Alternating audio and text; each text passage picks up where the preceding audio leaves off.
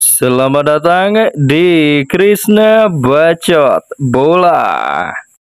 Ada beberapa kabar menarik jelang tim nasional Indonesia akan menghadapi dua laga penting dalam lanjutan kualifikasi Piala Dunia Zona Asia 2026 putaran ketiga. Kabar yang pertama datang dari tim nasional Bahrain yang merupakan calon lawan tim nasional Indonesia pada tanggal 25 Maret nanti.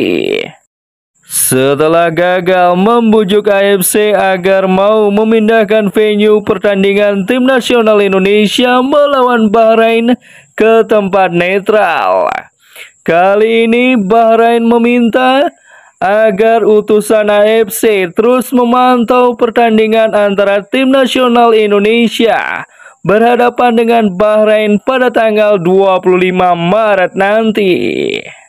Hal itu tidak terlepas dari bahwa mereka merasa tidak aman jika bertanding di Stadion Utama Gelora Bung Karno, Jakarta.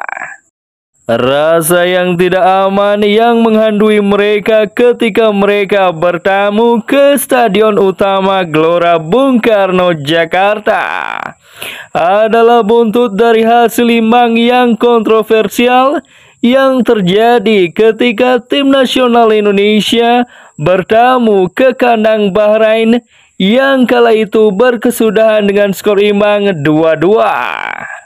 Meski tim nasional Indonesia berhasil mencuri 1 poin lewat hasil imbang tersebut, namun tim nasional Indonesia yang ketika itu masih dilatih Sintayong mestinya berhasil meraih hasil yang lebih baik.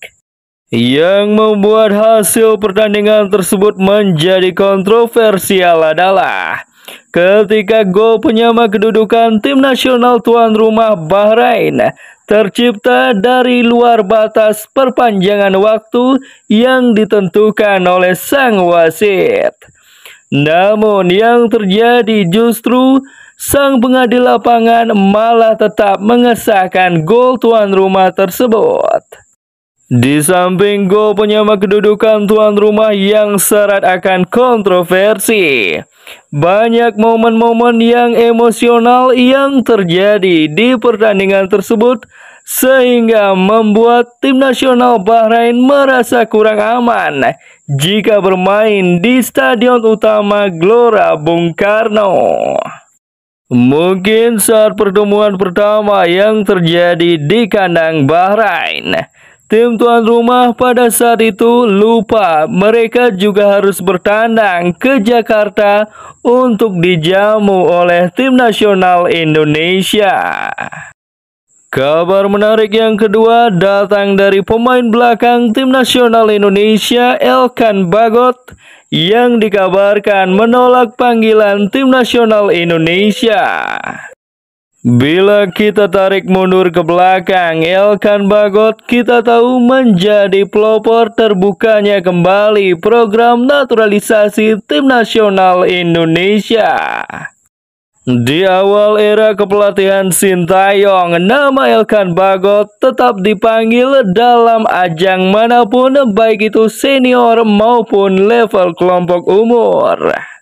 Namun setelah hubungan baik yang terjalin cukup lama dengan Coach Sintayong, Elkan Bagot kemudian terkena cedera dan tidak bisa memperkuat tim nasional Indonesia.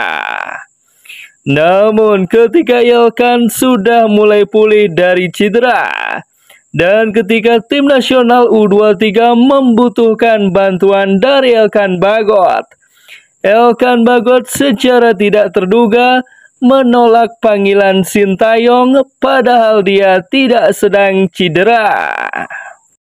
Cara Elkan Bagot untuk menolak panggilan Sintayong ke tim nasional Indonesia adalah dengan tidak merespon surat pemanggilan tersebut yang diberikan kepada klub Elkan Bagot. Semua itu berawal dari ketika tim nasional Indonesia akan menjalani babak playoff Olimpiade melawan Guinea. Ketika itu, tim asuhan Sintayong sedang krisis pemain belakang, sehingga Sintayong memutuskan untuk memanggil kembali Elkan Bagot setelah diketahui sembuh dari cedera panjang. Namun hal yang tak terduga terjadi. Pemanggilan tersebut tidak direspon sama sekali oleh sang pemain. Mulai saat itulah nama Elkan Bagot secara resmi dicoret permanen oleh Sintayong dalam list pemanggilan pemain tim nasional Indonesia. Betapapun gemilangnya karir Elkan Bagot saat itu di Ipswich Town, namun Sintayong memilih tetap tidak memanggil sang pemain. Kini setelah Sintayong digantikan oleh Patrick Kluivert di kursi pelatih tim nasional Indonesia, nama Elkan Bagot yang sejatinya masuk dalam daftar pemain yang dipanggil ke tim nasional Indonesia ditolak secara halus oleh sang pemain dengan alasan masih ingin fokus bersama klubnya saat ini, yaitu Blackpool. Apakah benar alasan Elkan Bagot menolak panggilan tim nasional Indonesia hanya sebatas tersebut? Ataukah ada alasan lain di balik penolakan tersebut? Tuliskan pendapat kalian di kolom komentar. Jangan lupa like, share, subscribe, dan juga komen di bawah video ini agar channel ini semakin berkembang.